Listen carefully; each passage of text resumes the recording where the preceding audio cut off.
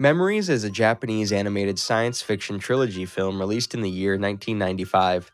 The film is composed of three episodes: Magnetic Rose, Stink Bomb, and Cannon Fodder. In the Magnetic Rose episode, spacecraft salvagers board an abandoned space station after they receive an emergency signal, only to find themselves trapped in paranormal encounters. In the Stink Bomb episode, a lab technician mistakenly swallows an experimental pill and becomes a walking weapon. In the Cannon Fodder episode, a young boy and his father fight for survival in a city that is perpetually at war. The film starts with the first episode, called Magnetic Rose. In 2092, an engineer, Heinz Beckner, along with his crew, are out on a mission in space. He returns back to his deep space salvage freighter called Corona. The ship's captain, Ivanov, is asked to save a wreck, but he refuses to comply as he and his spaceship are tired. Soon the ship encounters a distress signal, and Ivanov decides to respond to it.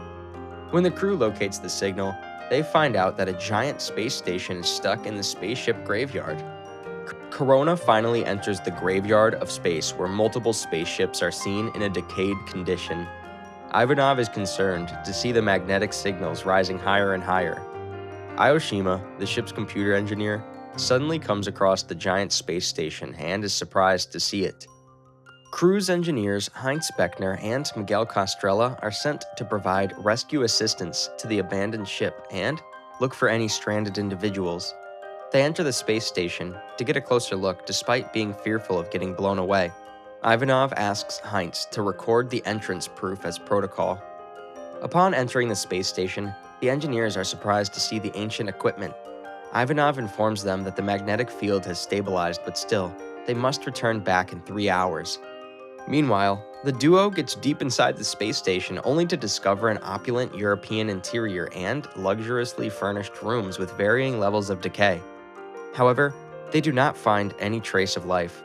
Heinz inquires Aoshima if he is still getting the emergency signal from the ship, and he informs him that the signal has become weaker than before. Soon, they discover a life-size portrait of a once famous opera diva named Eva Fredrel, and assume that the station belongs to her. Suddenly, Miguel sees Eva walking in the garden and he races towards her.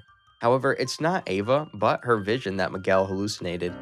Heinz mocks Miguel for getting fooled and chasing a woman. Just then, they encounter Eva's robotic angel servant, informing them that lunch has been served. Miguel is pleased to see the variety of food served and, despite his crew's reluctance, attempts to eat it. However, after taking the first sip of wine, he throws up and realizes that everything on the table is fabricated.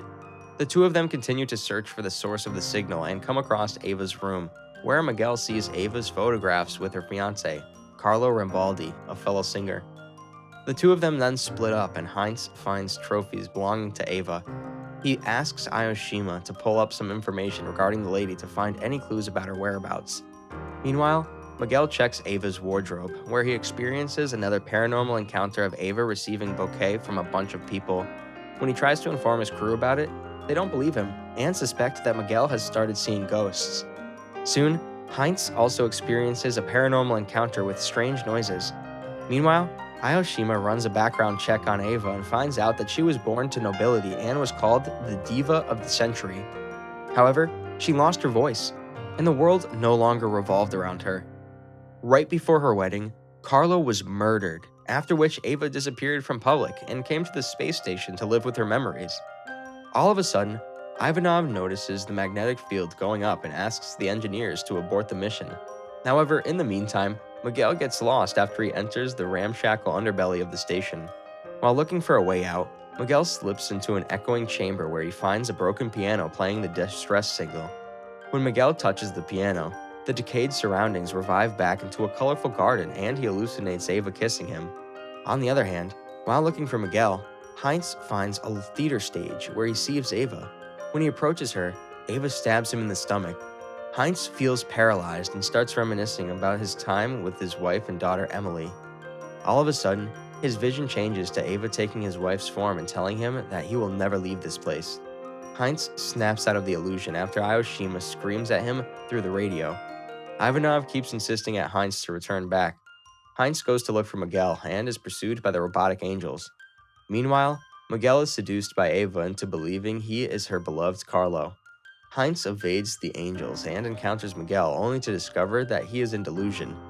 Meanwhile, the Corona struggles against a powerful magnetic field coming from the station, dragging the ship towards it. On the other hand, Heinz is blocked after he tries to help Miguel snap out of Ava's memories. Suddenly, Heinz hears Ava's voice asking him why he is interfering in Miguel's life. A moment later, she reveals herself and tells Heinz that she has made Carlo eternal.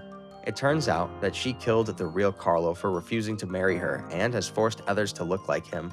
When Heinz attacks Ava with a gunshot, she makes him relive the moment of his daughter's death when Emily slipped from the roof trying to save her father. Ava then introduces Heinz to his daughter and insists he joins her. However, Heinz soon realizes that he is just hallucinating and that these are merely memories. Furious, Heinz fires multiple gunshots at Ava.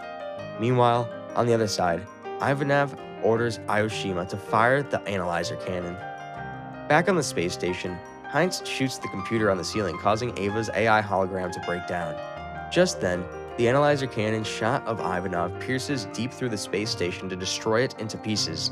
The explosion causes Heinz to be expelled out of the ship into space along with more of Ava's victims, while Ava fluently sings opera to a fabricated audience. In the entire process, the Corona ship is destroyed. The episode ends with the deceased skeleton of Ava being shown and an illusion of her talking affectionately with Miguel, as she has trapped Miguel in her memories. On the other hand, Heinz is shown floating in space alive. The second episode, called The Stink Bomb, starts in Yamanashi region in the city of Kofu. A lab technician named Nobuyo Tanaka suffers from extreme flu and goes to a clinic to get treated with a flu shot. He returns back to the research laboratory where he works as he feels too bored to rest at home. While working in the laboratory, Nobuyo keeps sneezing. He is asked by his colleagues to test out all the cold medicines in the lab to treat his cold. His other colleagues suggest he try the new fever medicine that they are manufacturing, as it will work great since it has not been diluted for sale yet. Following his colleagues' suggestions, Nobuyo heads to the chief's office to get the experimental pills and swallows one. As soon as Nobuyo swallows the pill, the receptionist, Sakiko, smells an odor. Just then, the chief storms into the lab, inquiring about who touched his experimental red capsules. Upon knowing that Nobuyo took the pills, the chief bursts onto Nobuyo's colleagues for letting him take the medicine. One of the lab technicians informs the chief that Nobuyo went to the guest room to take a nap as he wasn't feeling well. As the chief rushes to Nobuyo, everyone is puzzled to smell the same odor. The scene cuts to Nobuyo waking up in the guest room of the lab the next day. Thinking that he got late for work, he rushes to the lab only to find Sakiko dead in the reception. When Nobuyo approaches his colleagues to seek help, he's devastated to see all of them dead. It turns out that Nobuyo has developed a deadly body odor and has become a walking lethal weapon. Bewildered, Nobuyo calls an ambulance for help. He then goes to the chief's room only to find that he switched off the security alarm before dying. Nobuyo quickly turns on the alarm, alerting the authorities about the emergency. The emergency operator of the headquarters, named Kyoichi Nirasaki, on a video call is shocked to see the situation of the lab and does not believe Nobuyo when he tells him that the chief switched off the alarm himself. He's even more furious when Nobuyo tells him that he called the ambulance and reported to the police. Kyoichi instructs Nobuyo to discreetly deliver the experimental drug to him in Tokyo. It turns out that the medicine that Nobuyo swallowed was prepared by the lab on government orders as part of a biological weapon countermeasure that reacted with the flu shot already present in Nobuyo's body. Following Kyoichi's orders, Nobuyo ransacks the laboratory to find the government order papers and the pills. He then travels on his bike to Tokyo and is horrified to see the animals and humans in his surroundings dying as he passes by them. The odor emitted by Nobuyo grows stronger and kills every living thing that smells his odor, except flowers and plants. While Nobuyo is unaware of the death his smell is causing, the entire country is panicking. A rescue helicopter sent to evaluate the situation of Kofu City encounters a survivor. In an attempt to save him, the deadly rescuers die from the deadly odor. Almost all the residents of Kofu City die from Nobuyo's deadly odor. The Japanese military, along with the head of the research company Kyoichi, hold an emergency meeting to find the cause of the problem and to develop a countermeasure against it. They discover that the source of the massacre is moving. The Japanese army soon concludes that Nobuyo is emitting the stench. Nobuyo's family finds out through the news channel that Nobuyo is in trouble. Kyoichi later deduces that if Nobuyo is kept emotionally stable, he will not emit the poisonous odor. While the Japanese executives insist on killing Nobuyo, The American commander advises against it as he wants the sample to be caught alive. The Japan Self-Defense Forces acquire Nobuyo's grandma to persuade Nobuyo into stopping him from going to Tokyo.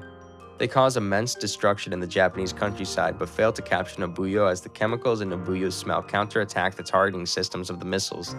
This creates havoc countrywide, as the residents try to flee from the country. When the Japanese commander finds out that the US military has taken help from NASA to try and capture Nobuyo alive, he loses his cool. The American commander explains to him that NASA has special spacesuits, shielded from all types of electromagnetic radiation, and has impenetrable armor. However, the Japanese army, unaware of the operation, traps Nobuyo in a tunnel after they explode the bridge. They turn on wind generators located with liquid nitrogen in an attempt to freeze him to death. Just then, the NASA astronauts intervene and take command of the mission. They enter the tunnel, making Nobuyo anxious. In his anxiety, he disables the wind generators but does not harm the astronauts. The astronauts trap Nobuyo into a spacesuit and escort him to military headquarters in Tokyo. As the commanders celebrate their victory, Nobuyo enters the headquarters building. The commanders think that he is the astronaut and greet him pleasantly. However, it turns out that it is Nobuyo dressed in the spacesuit, still unaware that he is the cause of the mass destruction. He then opens his spacesuit, releasing the odor and killing everyone. The last episode, called The Cannon Fodder, starts with a young boy waking up for school. As he wakes up, he salutes the life-size portrait of a soldier next to his bed. His mother berates him for waking up late and missing the training. She desperately wants her son to get a scholarship as her husband. An ordinary cannon loader does not earn much, and she finds it difficult to pay for her son's school fees. It turns out that they live in a walled city that is eternally at war. Almost every building in the city has giant cannons of varying sizes fixed in them that they maintain and fire when needed. After the boy leaves the house for school with his father, the chaotic city is shown full of terror and weapons. The father goes to his job where he is instructed to shoot and blast with all the strength of the nation. On the other hand, the boy looks through his class window at the sky full of clouds of smoke and dust produced by the shells fired by the cannons. Meanwhile, the cannon loaders are shown loading the shells on the crane and then injecting them into the cannons along with load powder. It becomes evident that it takes an army to fire a cannon and a lot of science and calculation. Before the cannon ascension, all the personnel are asked to evacuate the area to prevent any mishap. Finally, the exalted officer fires the cannons at the enemy city. The entire crew is given the news of the successful bombardment and everyone is happy momentarily. After a break, the crew is again summoned to prepare for the second attack. The father and the boy return home and hear on the news about the damage inflicted on the enemy city. The father finds his son's drawings, which depicts the boy firing the cannons.